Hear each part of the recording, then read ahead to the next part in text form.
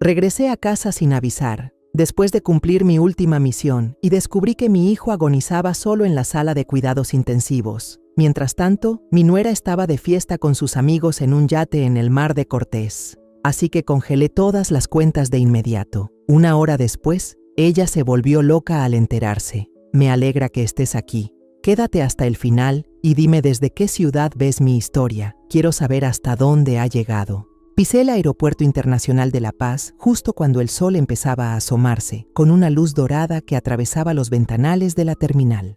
La vieja maleta militar, gastada en las esquinas, descansaba a mis pies como una compañera de viaje fiel durante más de 40 años. En mi muñeca, el reloj de bolsillo de mi padre vibraba suavemente cada vez que me movía, como recordándome la promesa que me hice en mi juventud: siempre volver a casa. Esa promesa pesaba más que nunca ahora. A mis 61 años, recién retirada tras mi última misión, había entregado mi vida entera a los infantes de Marina de México, desde operaciones de rescate de rehenes en Houston hasta jornadas interminables evacuando gente durante aquel terremoto devastador. Pero hoy solo quería ser madre, ansiosa por abrazar a Miguel, mi hijo, después de tantos años. Arrastré la maleta fuera de la zona de equipaje, con la misma rapidez y precisión de siempre. Afuera, el sol de la mañana ya comenzaba a arder. Alcé la mano para parar un taxi.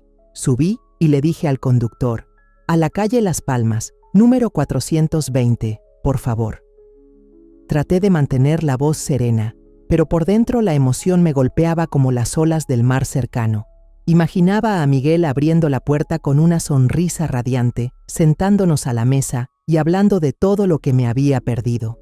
En solo media hora estaría con mi hijo. En el camino, la radio sonaba con noticias de la Marina, reportes que antes escuchaba a diario. Ahora ya no significaban nada para mí. Ayer había concluido mi última misión, asesora estratégica para la OTAN en una operación antiterrorista en Sudamérica. 40 años de carrera, desde frenar el contrabando de armas en la frontera hasta noches en vela en la selva, quedaban atrás como recuerdos lejanos. Miré en silencio por la ventana. El océano azul se extendía infinito. Las olas brillaban como queriendo arrastrarme de nuevo a esos días. Pero mi mente solo estaba con Miguel y la pequeña casa donde había depositado tantas ilusiones. El taxi tomó la carretera costera conocida, donde las palmeras seguían balanceándose igual que el día que me fui. Pero al detenerse frente a la casa de Miguel, sentí un vuelco en el pecho. La casa estaba oscura, las cortinas cerradas, ni una luz encendida. Subí el equipaje hasta el porche, una inquietud punzante creciendo en mi interior. Toqué el timbre. El sonido resonó en el silencio, sin respuesta. Golpeé la puerta, más fuerte, y otra vez. Nada. Un silencio extraño, como si la casa hubiera sido abandonada. Bajé al jardín y miré alrededor. El buzón estaba lleno de cartas, volantes arrugados se amontonaban en el camino, como si nadie hubiera limpiado en mucho tiempo. Mi corazón se aceleró. Un presentimiento oscuro me oprimía el pecho. Había enviado dinero puntualmente a Miguel y a Valeria, mi nuera, para mantener a la familia. Creía que todo iba bien, que mi hijo estaba viviendo sin problemas. Pero ahora, frente a esa casa fría, me preguntaba, ¿qué estaba pasando? Justo en ese momento vi a doña Teresa, la vecina de Miguel, regando flores al otro lado de la calle. Ella había vivido aquí desde que yo era una joven, siempre amable, y contando historias sobre los niños del barrio. Grité, ¡Doña Teresa! Ella levantó la cabeza, con los ojos bien abiertos de sorpresa. ¿Valentina? Dios mío, volviste. Pero, ¿no te has enterado de nada? Me apresuré a cruzar, con las piernas casi temblando al oír su voz. ¿De qué? ¿Dónde está Miguel?, pregunté, intentando que la voz no se me quebrara. Doña Teresa dejó la regadera en el suelo, con la mirada llena de compasión. Miguel lleva 2 semanas en el Hospital San Rafael. La ambulancia vino a medianoche, vi claramente el logo en el vehículo. Se detuvo y continuó, en un tono más bajo. Y Valeria, mi hijo me dijo que vio una publicación suya en las redes. Está de fiesta en un yate en el Mar de Cortés. Me quedé paralizada, como si el mundo entero se hubiera derrumbado bajo mis pies. ¿Miguel en el hospital? 2 semanas, y Valeria, mi nuera, a quien confié el cuidado de mi hijo, de fiesta en un yate. Sentí que la sangre dejaba de correrme por las venas, el corazón latiendo con punzadas dolorosas. ¿Sabe dónde queda el Hospital San Rafael?, pregunté con voz ronca. Doña Teresa asintió y me indicó el camino.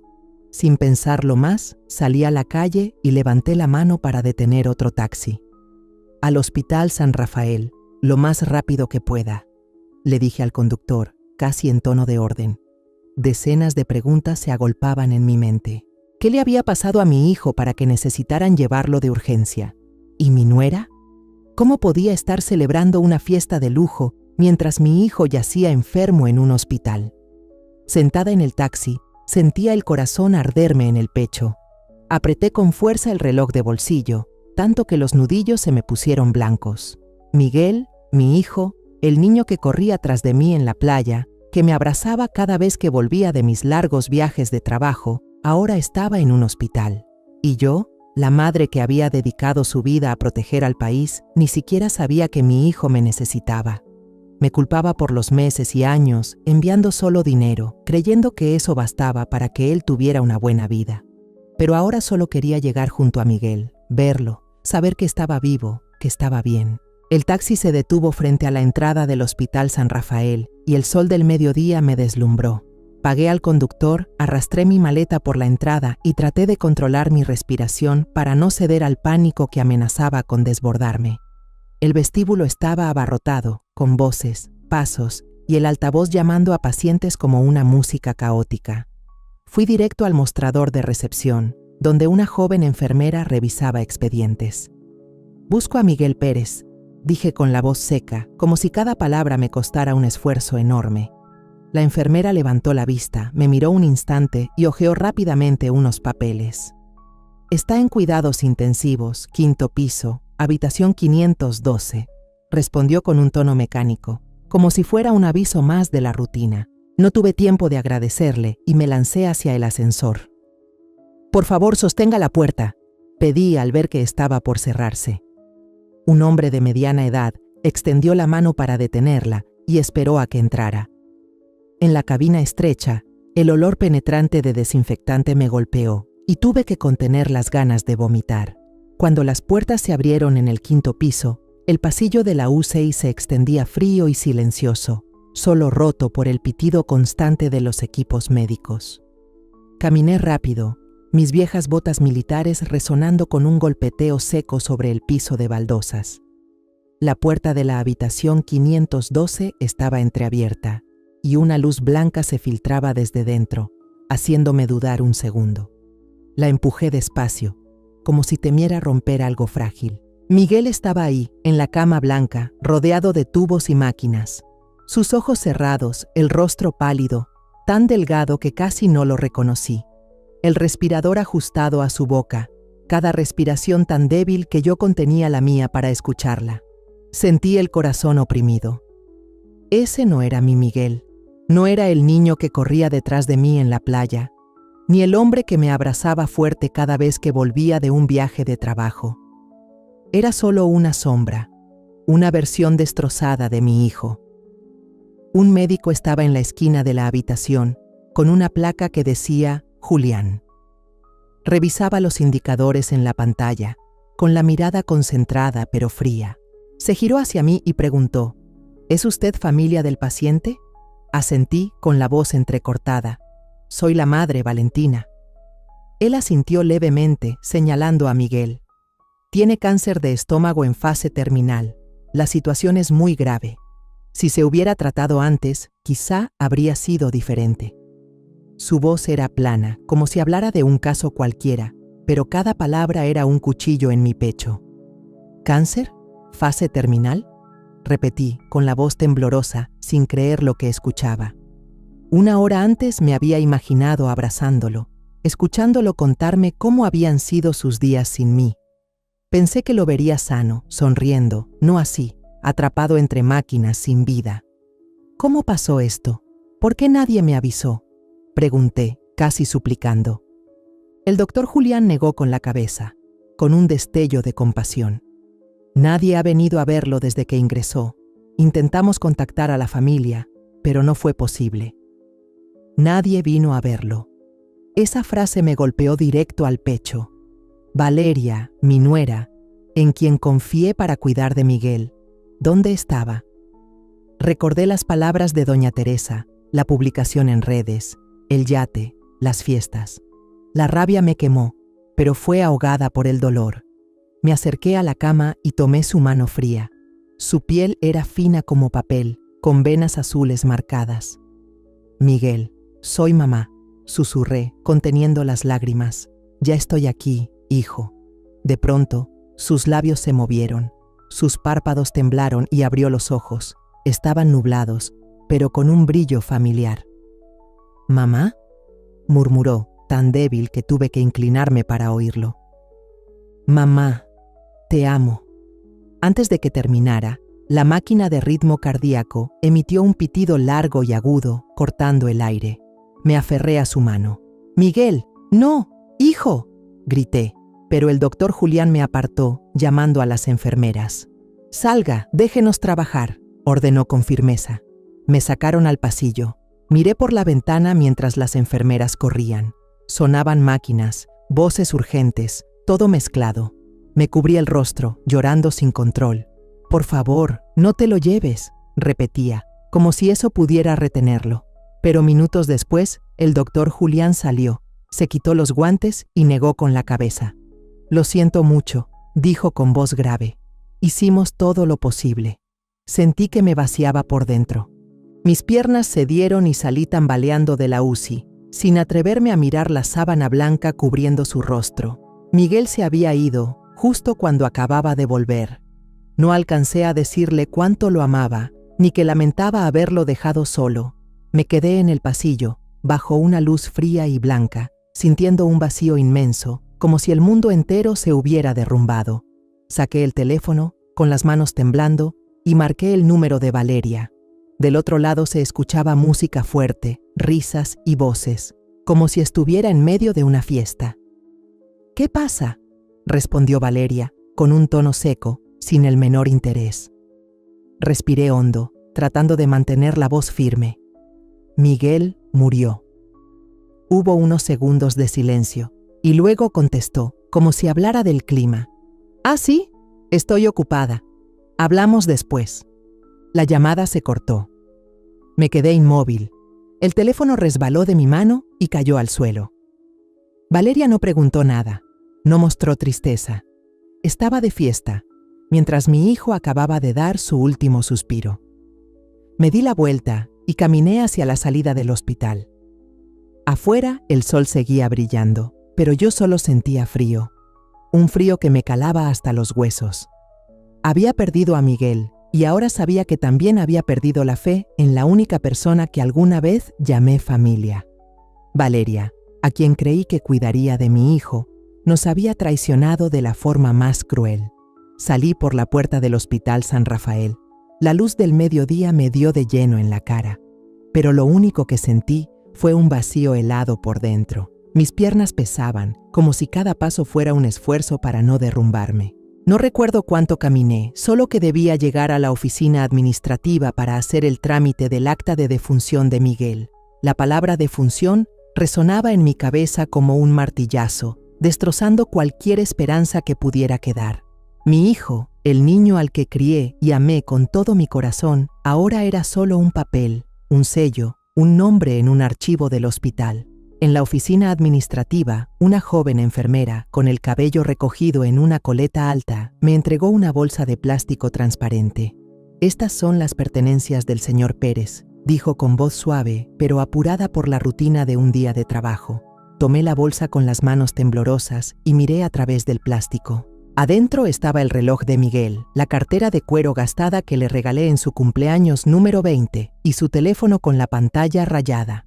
Abrí la cartera, buscando encontrar algo suyo, una huella de la vida que había vivido. Pero estaba vacía, solo quedaban sus documentos y una foto vieja, con las esquinas arrugadas. En la imagen, Miguel y yo estábamos en la playa. Él era apenas un niño, con una sonrisa radiante y un papalote rojo en la mano. Apreté la foto contra mí, como si al soltarla, los recuerdos de mi hijo se desvanecieran también. Pedí al médico que me entregara todo el historial clínico de Miguel. Otro doctor, no el doctor Julián, entró con un grueso expediente en la mano. «Aquí está todo el historial», dijo, dejando el montón de papeles sobre la mesa. Fui pasando las páginas, fechas de ingreso, análisis y el diagnóstico final. Cáncer gástrico en etapa terminal con metástasis. Me detuve, la vista nublada al leer esa línea. El médico a mi lado bajó la voz. Si lo hubieran traído unos meses antes, quizá habría vivido 1 o 2 años más, pero cuando ingresó, su estado ya era demasiado grave. Asentí sin poder hablar, sintiendo que el pecho se me apretaba. 1 o 2 años. Si hubiera estado en casa, si me hubiera fijado más en él, si no hubiera dejado que Valeria se encargara de todo, ¿habría tenido Miguel una oportunidad? «¿Quién es la persona de contacto principal?», pregunté con voz ronca. La enfermera de guardia, que estaba cerca, revisó su libreta y respondió: «Valeria López». «Hemos llamado varias veces, enviado mensajes, pero no hemos podido contactarla». Me quedé helada, como si me hubieran dado una bofetada. Valeria, la misma a la que yo le enviaba dinero cada mes, en quien confiaba para cuidar de Miguel, no apareció. No solo había abandonado a mi hijo, sino que ni siquiera respondió al hospital cuando intentaron comunicarse. Cerré los puños, clavando las uñas en la palma hasta sentir un ardor. En ese momento, el teléfono de Miguel vibró dentro de una bolsa de plástico. La pantalla se iluminó con el nombre Valeria. Me quedé mirando ese nombre, con el corazón latiendo a 1000 por hora. Parte de mí quería contestar, gritarle, preguntarle cómo podía ser tan cruel. Pero no lo hice. No podía enfrentarme a su voz fría, no después de todo lo que había pasado. Dejé que el teléfono sonara hasta que la pantalla se apagó. Luego guardé la bolsa en mi bolso y salí de la oficina administrativa. Fui a la morgue donde habían llevado a Miguel para prepararlo para el funeral. El empleado me entregó un documento pidiéndome que lo firmara para trasladarlo a la funeraria militar. Tomé la pluma, pero mi mano temblaba tanto que la firma quedó en garabatos. «¿Está bien?», preguntó el hombre, mirándome con preocupación. Asentí, pero sabía que no lo estaba. ¿Cómo podría estarlo si acababa de perder a mi único hijo? Terminé de firmar, me levanté y salí de la morgue, sintiendo que cada paso arrastraba una piedra enorme. Al salir del hospital, por fin dejé que las lágrimas cayeran. Me quedé de pie junto a la acera, el sol quemando mis hombros, pero no sentía nada más que dolor. Dolor por Miguel, por haber soportado solo sus últimos días, sin su madre al lado, sin nadie que le tomara la mano. Me culpaba por los años que pasé absorbida en el trabajo, en mis misiones por el mundo. Pensé que enviar dinero era suficiente, que Valeria cuidaría de él, pero me equivoqué. El mayor error de mi vida fue dejar a mi hijo en manos de alguien como ella. En medio del dolor y el remordimiento, la imagen de Valeria volvió a aparecer, nítida y cruel. Recordé su voz cortante al teléfono, la música a todo volumen, las risas en un yate. Se gastó mi dinero, el que yo enviaba para cuidar de Miguel, en darse lujos mientras mi hijo luchaba contra la muerte. No solo lo abandonó, sino que fue indiferente al saber que había muerto. Esa crueldad era como un cuchillo afilado, cortándome por dentro, llenándome de dolor y rabia. Quería gritar, enfrentarla, preguntarle por qué trató así a Miguel, pero sabía que aún no era el momento. Tenía que mantener la calma y hacer lo mejor para mi hijo, aunque él ya no estuviera aquí. Saqué el teléfono y marqué el número del teniente coronel Javier Ortega, un viejo amigo del ejército que ahora trabajaba en la Agencia de Administración Financiera Militar. «Javier, necesito verte. Hoy mismo», dije con firmeza, aunque las lágrimas seguían corriendo por mis mejillas. «Valentina, ¿qué pasa? ¿Estás bien?», preguntó con preocupación. «Te lo contaré cuando nos veamos. Por favor, consígueme una cita urgente». Javier aceptó de inmediato y me pidió que fuera a su oficina al final de la tarde. Colgué, sintiendo que acababa de encontrar un pequeño punto de apoyo en medio de la tormenta que me envolvía. Tomé un taxi y volví a la casa de Miguel, en el número 420 de la calle Las Palmas. Sentada en el asiento, apreté con fuerza el reloj de bolsillo de mi padre, el mismo que he llevado conmigo durante 40 años. Era el símbolo de la promesa de volver a casa, pero ahora sabía que había vuelto demasiado tarde. Frente a la puerta de Miguel, sentí como el manojo de llaves tintineaba suavemente en mi mano mientras buscaba la correcta. Mis dedos tocaron una pequeña llave helada, la que había guardado todos estos años, como un hilo que me mantenía unida a mi hijo. Abrí la puerta y un olor a humedad y encierro me golpeó de frente, como si la casa hubiera sido olvidada por mucho tiempo. Encendí el interruptor y la luz amarillenta iluminó una sala desordenada. Copas de vino con restos secos estaban tiradas sobre la mesa, el polvo cubría la madera y cajas vacías de comida rápida se amontonaban en el suelo. Me quedé inmóvil, mirando alrededor. Este había sido el hogar de Miguel, el lugar donde creía que mi hijo vivía feliz con Valeria. Pero ahora no era más que un caos, igual que mi corazón en ese momento. Arrastré la maleta, la dejé junto al viejo sofá y caminé hacia el escritorio de Miguel en la esquina. Un sobre marrón estaba tirado entre papeles. Lo abrí y sentí cómo el corazón me latía con fuerza al revisar una por una las facturas que contenía. Una decía claramente: renta de yate, Mar de Cortés, 150,000 pesos, pagado con la tarjeta de crédito de Miguel Pérez. La fecha era de la semana pasada, justo cuando Miguel estaba en la UCI. Pasé a la siguiente y la sangre me hirvió. Joyería Cartier, 195,000 pesos, fecha de hace 3 días. Apreté el papel con tanta fuerza que las uñas se clavaron en mi palma. Valeria había usado el dinero de mi hijo, el dinero que yo envié para cuidarlo, para rentar un yate y comprar joyas, mientras Miguel luchaba por su vida. Saqué el teléfono, fotografié cada factura, cada cifra, cada fecha, y las guardé cuidadosamente en una carpeta aparte. Cada clic era como una puñalada en el pecho, pero no podía detenerme. Necesitaba pruebas, necesitaba la verdad para enfrentar a Valeria. Abrí la aplicación de videollamadas y marqué su número.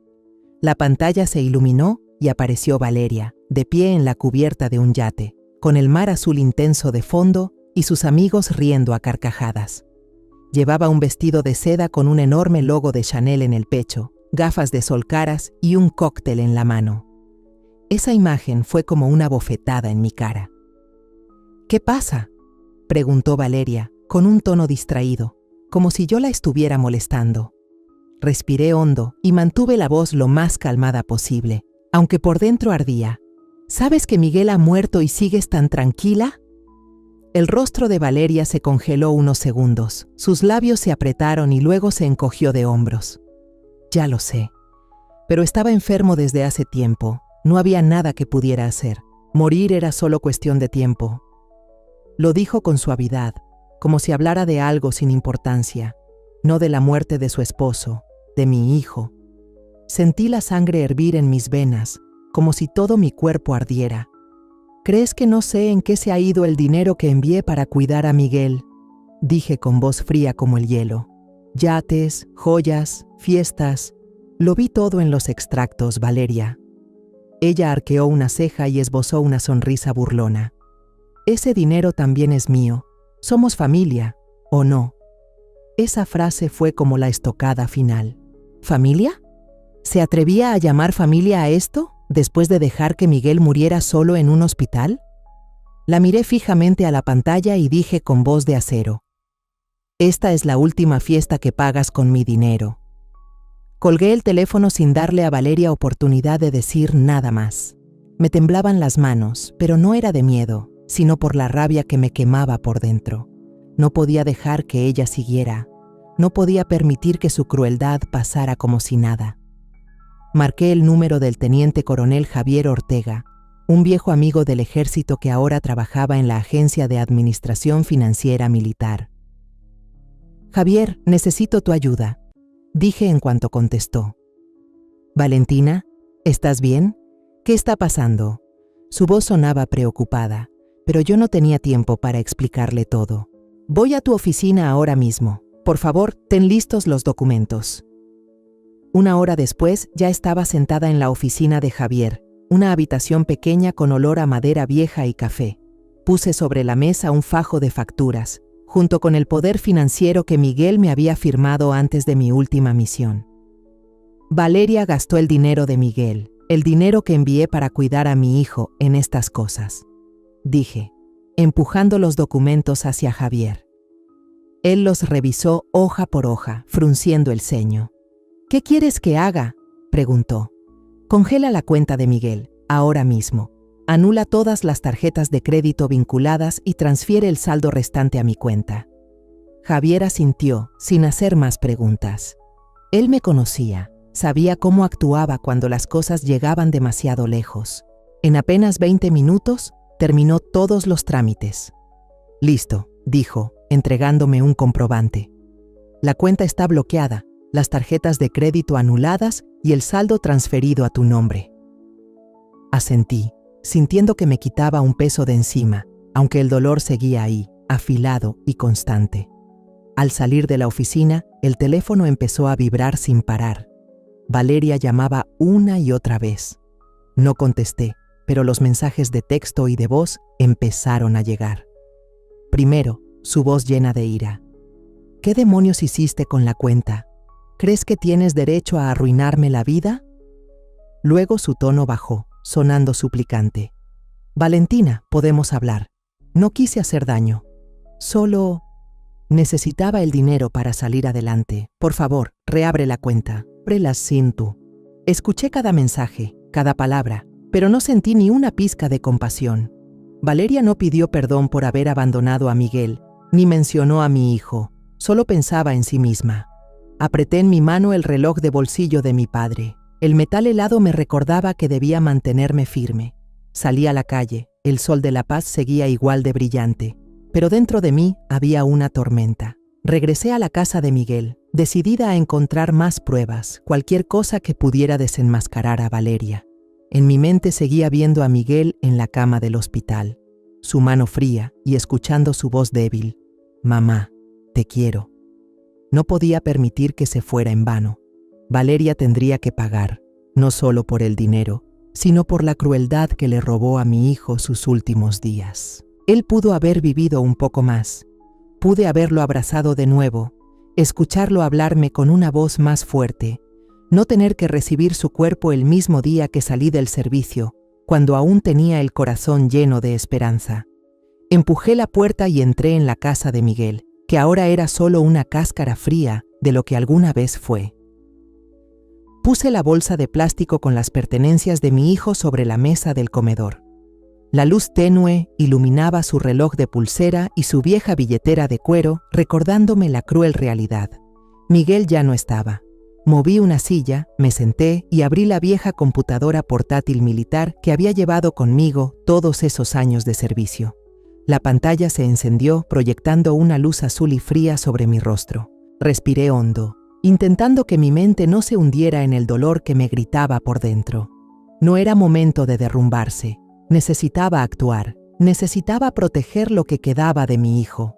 Ingresé a la cuenta bancaria militar usando la autorización financiera de emergencia que Miguel me firmó antes de que saliera a mi última misión. En la pantalla apareció la confirmación de la orden de congelar la cuenta, enviada por Javier Ortega. Revisé cada detalle, asegurándome de que no hubiera ningún hueco por donde Valeria pudiera tocar el dinero de Miguel. Activé también las alertas. Cualquier intento de retiro sería notificado de inmediato a mi teléfono.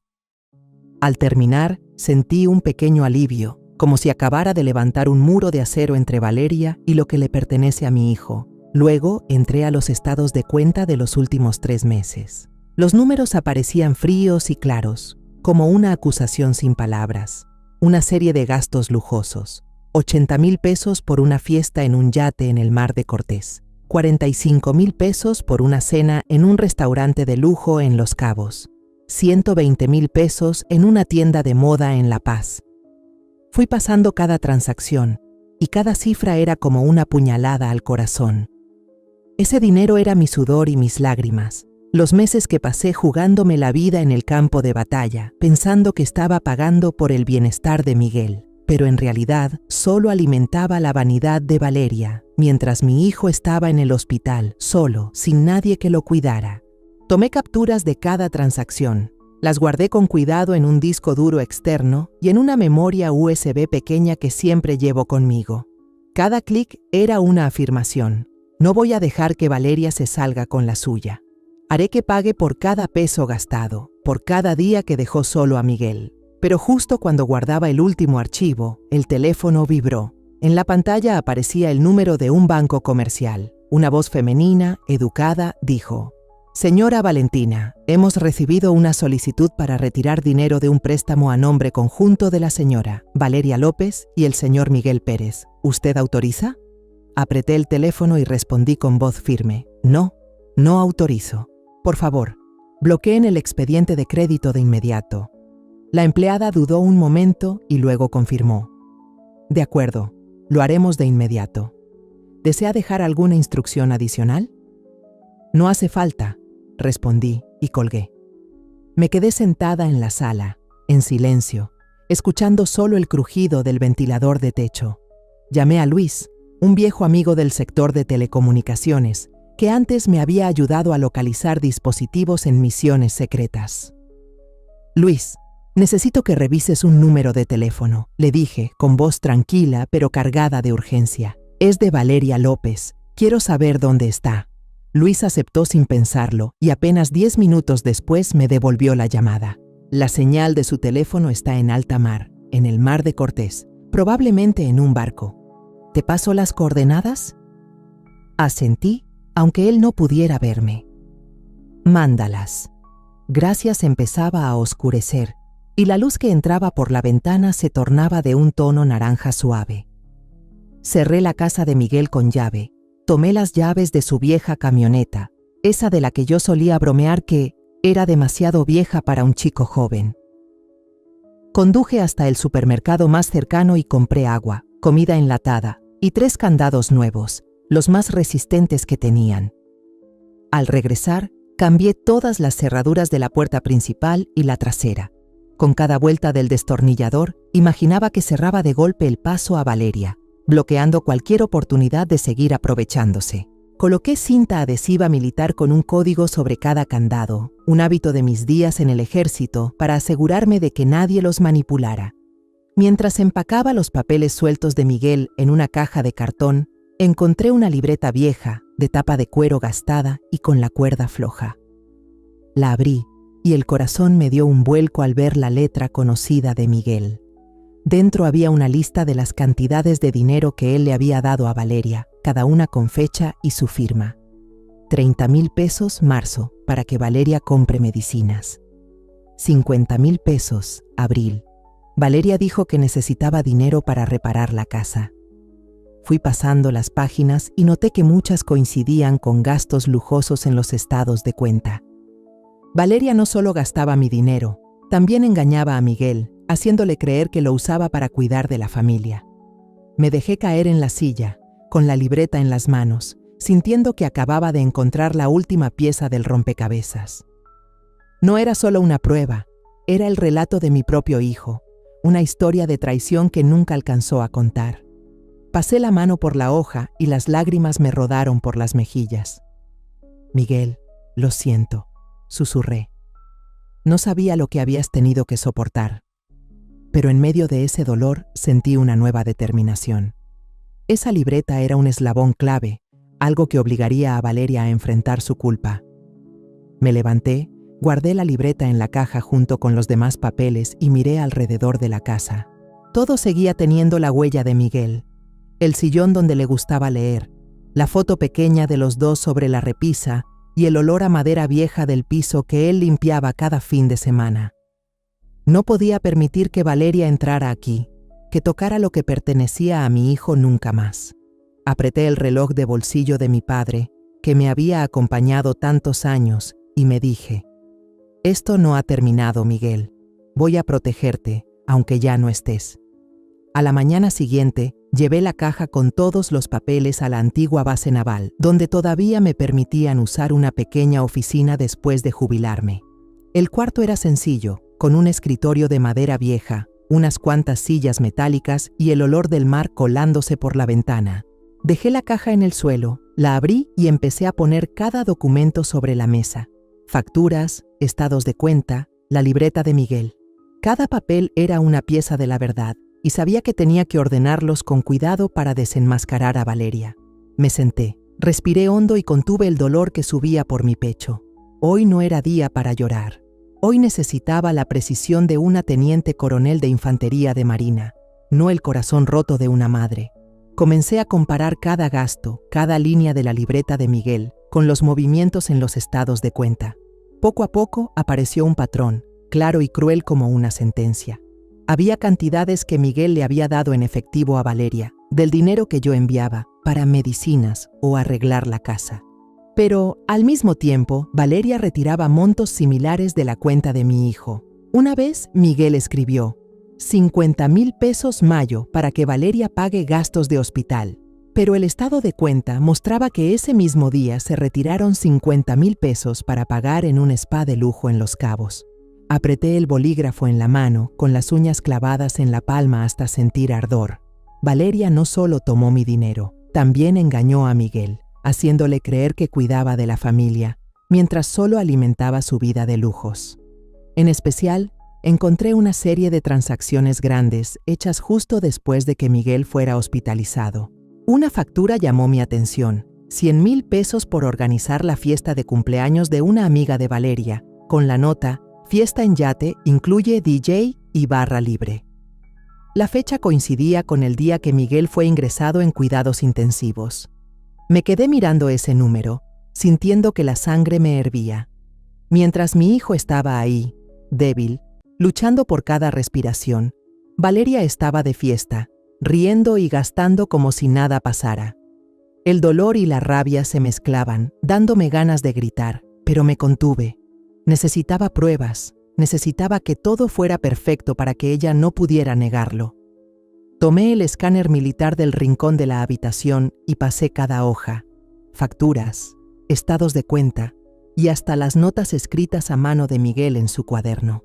Guardé 3 copias, una en el disco interno de la base, otra en un disco externo y otra en un servicio de almacenamiento en la nube cifrado que solía usar para documentos clasificados. Cada vez que apretaba el botón de guardar, sentía que ponía otro ladrillo en el muro de justicia para Miguel. Cuando terminé, me volví hacia el teléfono de mi hijo, que todavía estaba en la bolsa de plástico del hospital. La carpeta de mensajes estaba borrada, pero no me rendí. Abrí otras aplicaciones de mensajería y, por suerte, logré recuperar algunas conversaciones. En un grupo de chat, Valeria mandó la foto de una bolsa Louis Vuitton junto al mensaje: acabo de comprarme esta, con dinero de Miguel. Ese tipo no va a vivir mucho más, ni modo. Lo leí una y otra vez, y cada palabra era como un cuchillo en el corazón. Valeria no solo lo estaba aprovechando, sino que veía la muerte de mi hijo como una oportunidad. Seguí revisando el correo de Miguel, usando la contraseña que él usaba en nuestras cuentas compartidas. Por suerte, pude entrar. En la carpeta de enviados, encontré un correo de reserva para un crucero, enviado desde la cuenta de Miguel a una empresa de eventos. La nota me dejó helada. Usa la tarjeta de Valentina. Ella no va a salir de la base por mucho tiempo, y si vuelve, tendrá que avisar. Me dejé caer en la silla, con la cabeza entre las manos. Valeria no solo le quitaba dinero, también planeaba todo sabiendo que yo estaba lejos y no podía supervisar nada. Había aprovechado mi ausencia y la confianza de Miguel para montarse una vida de lujos sobre el dolor de mi hijo. Ese mediodía llevé toda la información a la oficina de Javier Ortega. «Valentina, ¿qué conseguiste?», me preguntó con seriedad. Puse la caja sobre la mesa y saqué los documentos y los discos. Aquí está todo: facturas, estados de cuenta, mensajes, correos. Valeria sacó dinero de la cuenta de Miguel para gastarlo, incluso cuando él estaba en el hospital.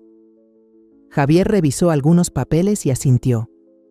Esto es suficiente y legal para usar como prueba financiera. ¿Quieres ir más allá? Asentí con la voz firme. Quiero que pague, Javier, no solo por el dinero, sino por lo que le hizo a Miguel.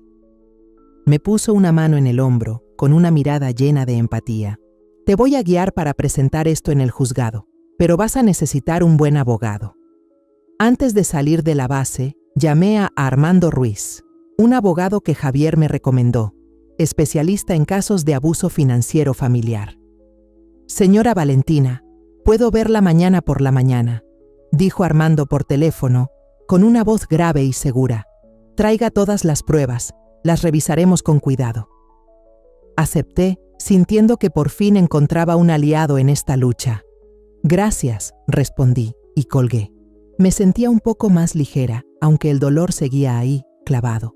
Esa noche volví a la casa de Miguel, cerré con llave. El viento del mar golpeaba fuerte en la ventana, trayendo el sonido de las olas, pero dentro de mí había un silencio filoso. Me senté en la sala, puse todos los documentos sellados sobre la mesa. Al lado estaba el reloj de bolsillo de mi padre, con la luz de la lámpara reflejándose en su cristal desgastado. Lo acaricié suavemente y susurré: Miguel, mamá no va a dejar que te vayas en vano. En mi mente, cada paso siguiente estaba claro. Valeria se equivocó al pensar que yo la dejaría tranquila. Estaba lista, no solo por justicia, sino por el amor a mi hijo, algo que nadie, ni siquiera ella, podía quitarme. Temprano en la mañana, caminé hacia el centro de La Paz, donde la oficina de Armando Ruiz estaba discreta entre edificios bajos. El aire fresco de la mañana contrastaba con el peso en mi pecho, que cargaba tanto la pérdida de Miguel como la rabia hacia Valeria. Con la caja de expedientes bien sujeta bajo el brazo, empujé la puerta. La oficina era pequeña y ordenada, con olor a papel viejo y tinta. Sobre un escritorio de madera había una pila de expedientes bien alineados, un lápiz rojo y una taza de café humeante. Armando, un hombre de unos 40 años, se levantó para recibirme. Me dio la mano con firmeza, con una mirada aguda que parecía ver a través de mi dolor. Señora Valentina, siéntese, dijo con voz grave pero cálida, señalando la silla frente a su escritorio. Puse la caja de cartón sobre la mesa y saqué 3 carpetas organizadas con cuidado. Estados de cuenta bancarios, facturas, comprobantes y datos del teléfono y el correo electrónico de Miguel. Esto es todo lo que tengo, dije con voz seca, tratando de mantener la calma aunque el corazón me dolía cada vez que pensaba en mi hijo. Armando asintió, abrió la primera carpeta y hojeó rápidamente cada página. Sus ojos recorrían las cifras, las facturas y los mensajes crueles de Valeria. De vez en cuando se detenía, anotaba con un lápiz rojo y murmuraba: transacción ilegal, evidencia clara de abandono. Me quedé allí, observándolo trabajar, sintiendo que estaba poniendo una parte de mi alma en manos de un extraño, con la esperanza de que me ayudara a conseguir justicia para Miguel. Levantó la vista y empujó sus gafas. ¿Tiene el poder notarial financiero? ¿Lo trajo? Asentí y saqué de mi bolso el original con la firma de Miguel, notariado en la oficina legal militar antes de que yo partiera a mi última misión. Armando lo examinó con cuidado y asintió con satisfacción. Bien, esta es la llave para que podamos controlar sus bienes. Continuó revisando el expediente. Se detuvo en la factura de alquiler del yate y en los mensajes de Valeria sobre el bolso Louis Vuitton. Señora Valentina, he visto muchos casos de abuso financiero, pero este... negó con la cabeza, con un destello de indignación en la mirada. Ella no solo gasta dinero, también aprovecha intencionalmente la condición de su hijo. Esto es un acto deliberado. Después de casi una hora revisando, Armando cerró los expedientes y me miró directo a los ojos. Este caso tiene suficiente peso para llevarlo a juicio. Vamos a solicitar una orden de congelamiento de bienes de urgencia y la administración de la herencia de Miguel. Con lo que usted me da, creo que el juez estará de nuestro lado. Asentí, sintiendo que encontraba un rayo de luz en medio de la oscuridad. Ella está en un yate, en el Mar de Cortés, añadí en voz baja pero firme. Tengo la ubicación gracias a un amigo. Armando sonrió con frialdad, su mirada era afilada. Ella no se imagina la rapidez con la que vamos a actuar. Valeria cree que puede esconderse en el mar para siempre, pero la ley no espera.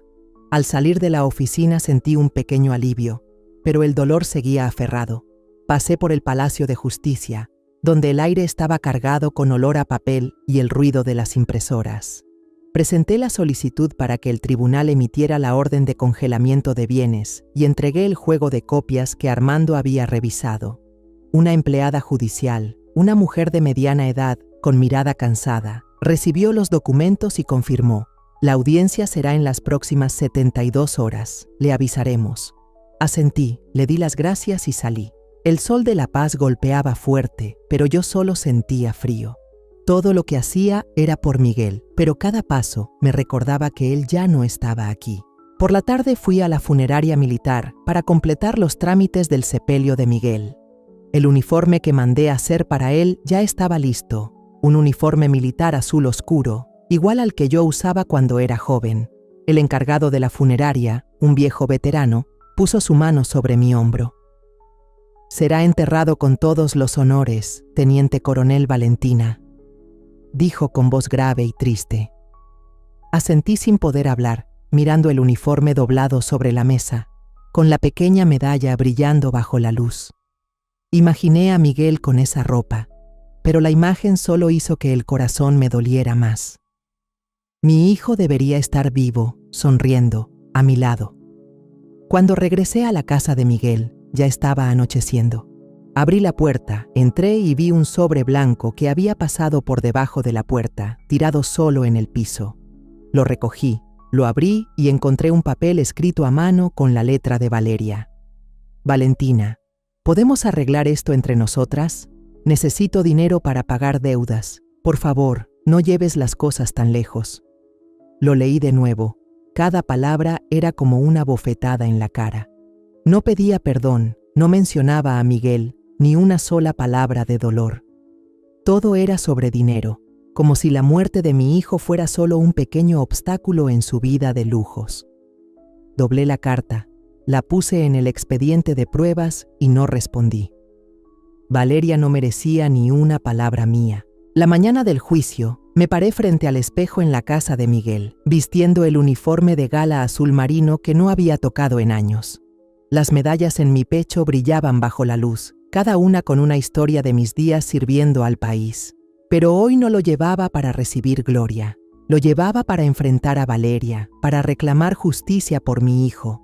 Me acomodé el cabello, apreté en mi mano el reloj de bolsillo de mi padre y salí. El viento del mar soplaba trayendo el salado de la paz, pero por dentro solo tenía una determinación fría. La sala del tribunal era amplia. La luz blanca de los focos de neón caía sobre todo, haciéndolo ver nítido y frío. El olor a madera vieja y húmeda de las bancas llenaba el lugar, como si el tiempo se hubiera detenido ahí.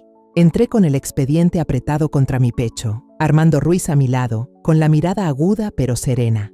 Del otro lado, Valeria ya estaba sentada, con un vestido Gucci ajustado, el cabello rizado con esmero y en la mano el iPhone más nuevo. Llevaba maquillaje cargado, delineado de ojos afilado, pero yo podía ver lo falso en la forma en que bajaba la cabeza, intentando aparentar cansancio. Todos en la sala sabían que estaba actuando, pero ella insistía en verse como una víctima. El juez, un hombre de mediana edad con rostro serio, sentado en lo alto, pidió a ambas partes que expusieran. Armando se levantó, colocó el grueso expediente sobre la mesa, cada sección organizada como una acusación perfecta. Su señoría, tenemos pruebas claras del abuso financiero y del abandono de las responsabilidades familiares por parte de la señora Valeria López hacia su esposo, el señor Miguel Pérez. Comenzó con voz firme. Empezó a mostrar en la pantalla grande estados de cuenta con gastos de lujo, yates, restaurantes exclusivos, joyas costosas. Luego, facturas duplicadas que probaban que Valeria retiraba dinero de la cuenta de Miguel, incluso cuando él ya le había dado efectivo. Finalmente, proyectó fotos de redes sociales. Valeria sonriendo en un yate, levantando una copa de cóctel, mientras Miguel estaba en la UCI, a solo unas millas. Me quedé sentada, viendo cada imagen, cada una como un cuchillo en el corazón. Recordé la voz débil de Miguel, «Mamá, te quiero», y luego el pitido largo del monitor de ritmo cardíaco. Valeria no solo se llevó el dinero, también se llevó los últimos días de vida de mi hijo, días que pudo haber vivido si hubiera recibido la atención adecuada. Cerré el puño, mis uñas clavándose en la palma, conteniéndome para no llorar en la sala. El abogado de Valeria, un hombre joven con un traje brillante, se levantó para responder. Su señoría, Estos gastos son un derecho legal de la señora López como esposa del señor Pérez. Además, la enfermedad del señor Pérez era irreversible. No se puede responsabilizar a mi clienta. Su voz era fluida, pero vi cómo Valeria evitaba mi mirada mientras él hablaba. Ella sabía la verdad y yo sabía que no podría negarla por mucho tiempo. Armando pidió llamar a un testigo y el doctor Julián, quien había tratado a Miguel, entró. Se puso frente al tribunal, con voz grave pero clara. Si el señor Pérez hubiera sido ingresado antes y recibido la atención adecuada, habría podido vivir entre 1 y 2 años más. Pero nadie se puso en contacto con nosotros. Nadie lo visitó durante las 2 semanas que estuvo en la UCI. La sala quedó en silencio y vi a Valeria agachar la cabeza, apretando el iPhone como si quisiera ocultar la vergüenza. El juez me miró, indicándome que hablara. Me puse de pie, el uniforme militar pesando sobre mis hombros, pero dándome fuerza. Miré directo a Valeria, luego al juez, con la voz temblorosa pero firme. Estaba ausente para proteger al país. Enviaba dinero, confiando en que mi hijo estaba siendo cuidado, pero nadie tiene derecho a usar mi ausencia para matar a mi hijo. Al terminar, la sala quedó en silencio. Solo se escuchaban respiraciones suaves y el sonido del bolígrafo del secretario del tribunal. Valeria bajó la cabeza aún más, pero no vi ni una pizca de arrepentimiento en sus ojos. El juez asintió, revisó el expediente una vez más antes de declarar. El tribunal ordena congelar todos los bienes del señor Miguel Pérez. La administración provisional de la herencia queda a cargo de la señora Valentina Pérez. La señora Valeria López tiene prohibido acceder a los bienes y a la vivienda del señor Pérez hasta nueva orden. El golpe del mazo resonó, seco y firme, como un punto final al infierno que Valeria había causado. Valeria se levantó de golpe, el rostro enrojecido, gritando: «¡Vas a arrepentirte, Valentina! ¡No puedes hacerme esto!». Su voz chillona rebotó en las paredes, pero los agentes judiciales se acercaron rápido, pidiéndole que saliera de la sala. La vi mientras se la llevaban, su vestido Gucci deslizándose por la puerta, y por primera vez sentí que se había hecho un poco de justicia. Pero eso no alivió el dolor. Miguel no volvería, y la crueldad de Valeria seguía siendo una cicatriz que nunca sanaría en mi corazón. Recogí los documentos, los guardé con cuidado en el maletín y salí de la sala. El sol del mediodía en La Paz brillaba fuerte, reflejándose en mi uniforme y haciendo destellar las medallas. Pero no sentía orgullo ni triunfo. Solo sentía un alivio silencioso, como si todo lo que había hecho me hubiera permitido cumplir la promesa que le hice a Miguel, aunque él ya no estuviera aquí para verlo. Cuando terminó el juicio, supe que no tenía tiempo para descansar ni dejar que el dolor me hundiera. Miguel se había ido, pero yo debía hacer algo para que su legado siguiera vivo, para que lo que él sufrió no fuera en vano. Conduje directo al banco, llevando la resolución judicial. En la ventanilla, terminé los trámites para obtener el control total de los bienes de Miguel. La empleada del banco, una mujer de mediana edad, con mirada amable, revisó los documentos y me dijo: «Señora Valentina, todo ha sido transferido a su nombre. ¿Cómo quiere manejar este dinero?». Respiré hondo, con voz firme. «Quiero dividirlo en 2. Una parte a mi cuenta personal, la otra para crear un fondo». Llamé al fondo Fondo Miguel, una entidad sin fines de lucro, registrada en la Secretaría de Desarrollo Social de México esa misma semana. La idea me vino cuando estaba en la morgue, mirando el traje de Miguel listo para el funeral. Quería que el nombre de mi hijo se convirtiera en un símbolo de esperanza, de vida, para quienes luchan contra la enfermedad que Miguel no pudo superar. Me puse en contacto con el Hospital San Rafael y otros centros médicos, pidiéndoles una lista de pacientes con cáncer que hubieran sido abandonados o que no pudieran pagar los gastos médicos. Un médico de San Rafael, que había cuidado de Miguel, me tomó la mano y dijo: «Está haciendo algo muy valioso, señora Valentina. La voy a ayudar en todo lo que pueda». Solo en la primera semana, el Fondo Miguel cubrió el costo de medicamentos para 12 pacientes. También firmé un contrato a largo plazo con una clínica móvil para llevar servicios médicos a zonas alejadas de México, donde personas como Miguel habían quedado olvidadas. Una mañana conduje hasta el Hospital Provincial de Sonora, a unas horas de La Paz, para revisar la lista de pacientes que el fondo estaba apoyando. El aire en el hospital era sofocante. El olor a desinfectante y el sonido familiar de las máquinas me apretaron el corazón, recordándome los últimos días de Miguel. Al entrar al área de oncología, vi a un niño sentado encogido en la cama, abrazando fuerte un peluche gastado, con sus grandes ojos mirando por la ventana. Parecía de unos 8 años, delgado, con la piel pálida por la quimioterapia. El médico me presentó. Este es Diego, perdió a sus padres en un accidente de tránsito. Tiene leucemia y vive solo en esta habitación. Me acerqué, me senté junto a la cama y sonreí suavemente. «Hola Diego, soy Valentina. ¿Qué estás haciendo?» El niño levantó la mirada y con voz bajita dijo: «No quiero morir solo, quiero tener una familia». Las palabras de Diego fueron como un cuchillo directo al corazón. Sus ojos, claros pero llenos de tristeza, eran iguales a los de Miguel cuando era pequeño, cuando me abrazaba y preguntaba cuándo volvería a casa. Le tomé la mano, tan pequeña y fría, y le dije: «No estás solo, yo estoy aquí».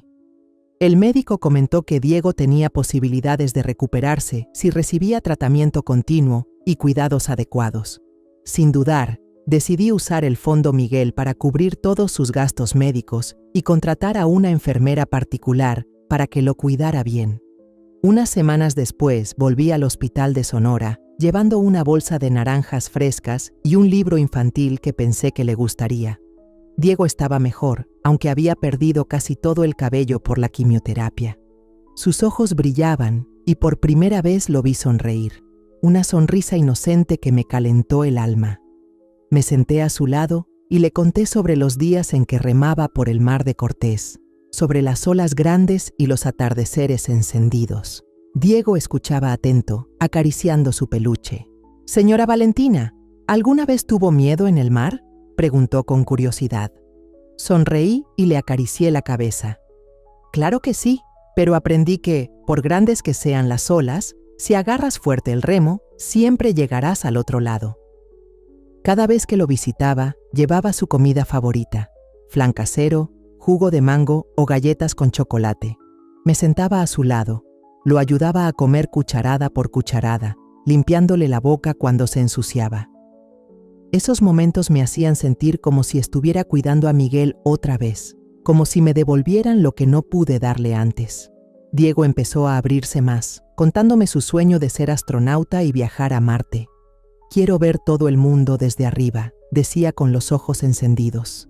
Yo asentía, con las lágrimas queriendo salir, pero me las guardaba y solo sonreía. «Lo vas a lograr, Diego, yo creo en ti».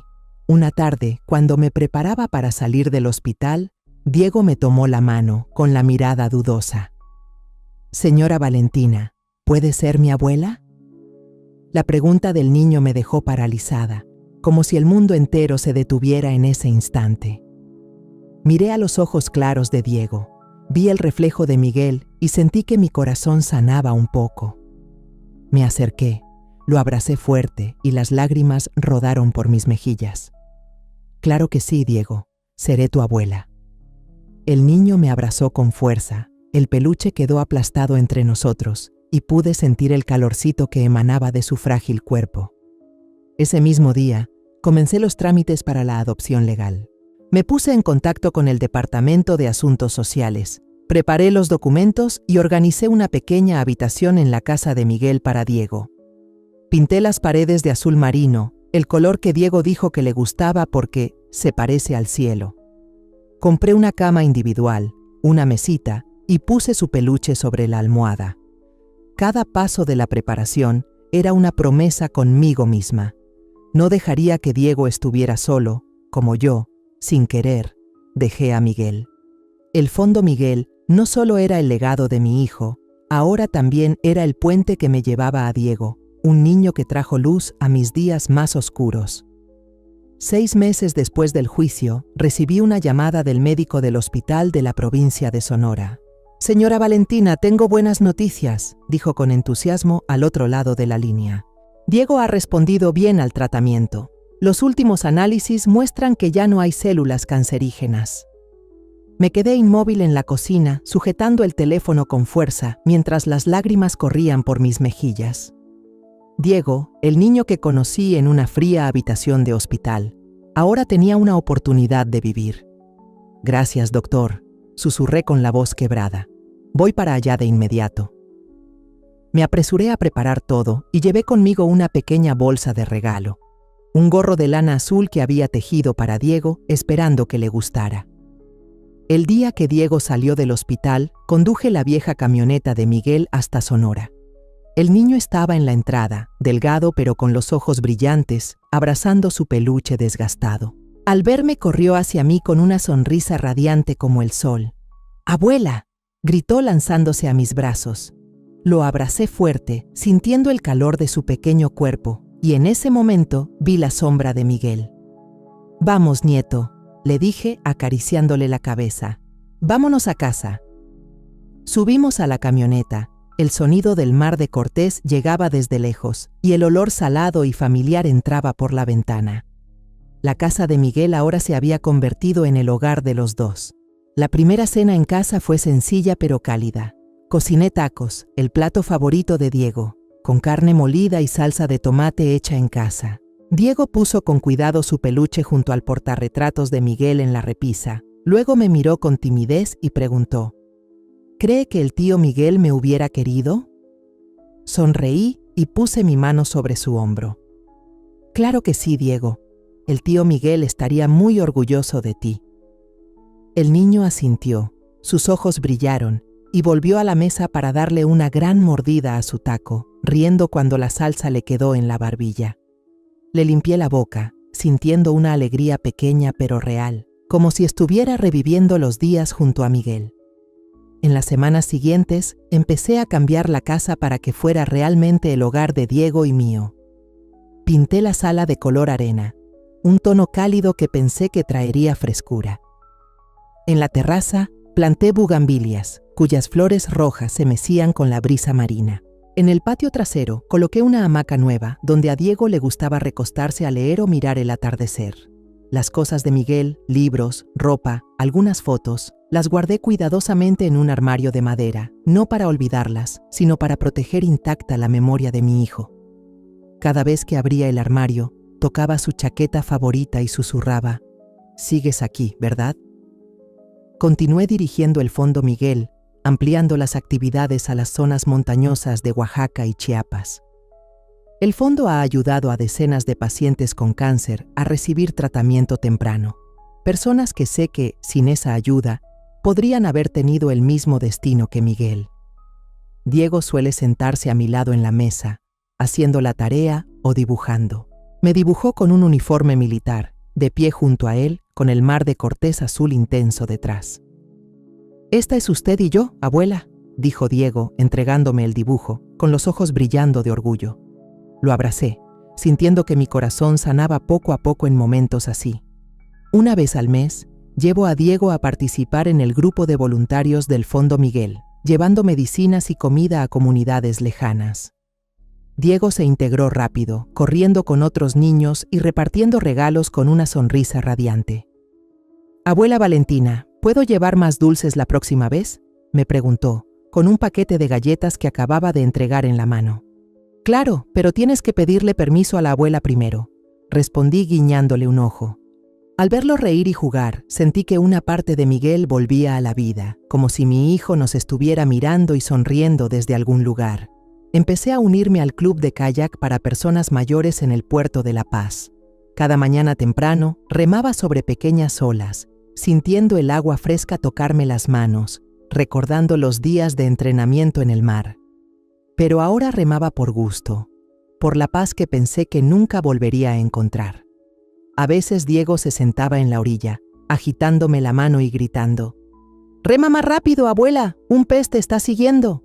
Yo reía a carcajadas, sintiendo mi corazón más liviano cada día. Todas las tardes, Diego y yo íbamos al pequeño huerto detrás de la casa. Él sembraba tomates y yo cultivaba hierbas aromáticas. La primera temporada cosechamos una canasta llena y esa noche Diego me ayudó a cocinar pasta con salsa de tomate fresco. «Está más rico que los tacos, abuela», exclamó con la boca llena de salsa. Sonreí, acariciándole la cabeza, sintiendo una felicidad sencilla que nunca pensé que volvería a sentir. De vez en cuando, el abogado Armando llamaba para avisarme que Valeria seguía intentando demandar o reclamar bienes. «Acaba de presentar otra solicitud, pero el juez la rechazó», dijo Armando con voz tranquila. «No se preocupe, todo está bajo control». Asentí al teléfono, sin responder a ninguno de los mensajes de Valeria. Ella ya no era parte de mi vida y no quería gastar ni un segundo pensando en ella. Una mañana, Diego llegó corriendo desde la escuela con un diploma de mejor alumno en la mano y una sonrisa radiante como el sol. «Abuela Valentina, saqué la nota más alta de la clase», me dijo, saltando por el jardín. Yo estaba sentada en mi silla de madera de siempre, sosteniendo el reloj de bolsillo de mi padre, con la luz reflejándose en el cristal ya gastado. «Muy bien, Diego», le dije, abrazándolo. Al verlo correr y reír, con su risa inocente mezclándose con el sonido de las olas, supe que Miguel seguía aquí, en cada latido de esta nueva vida que estoy protegiendo. Ese mismo día, colgué una foto nueva en la pared, justo al lado de la que tengo con Miguel. Diego y yo en la orilla del Mar de Cortés, en el mismo lugar donde Miguel jugaba de niño. Pegué una nota al lado que decía: «Miguel siempre está con nosotros». Me hice hacia atrás, miré las dos fotos y por primera vez en muchos años sentí que realmente había vuelto a casa. No a una casa hecha solo de ladrillo y madera, sino a un hogar de amor, de esperanza, el que Diego y yo estamos construyendo juntos, y donde Miguel vivirá para siempre en nuestros corazones. La historia que contamos es ficticia, pero está basada en algunos hechos reales. Los nombres y lugares han sido cambiados para proteger la identidad de quienes estuvieron involucrados. No contamos esto para juzgar, sino con la esperanza de que alguien escuche y se detenga a pensar: ¿cuántas madres están sufriendo en silencio dentro de su propia casa? Siento verdadera curiosidad. Si fueras tú, en mi lugar, ¿qué harías? ¿Elegirías callar para mantener la paz o te atreverías a enfrentarlo todo para recuperar tu voz? Quiero saber lo que piensas, porque cada historia es una vela que puede iluminar el camino de alguien más. Dios siempre bendice, y yo creo firmemente que el valor nos lleva a días mejores. Mientras tanto, en la pantalla final te dejo 2 de las historias más queridas del canal. Te aseguro que te sorprenderán. Gracias por haberte quedado hasta aquí.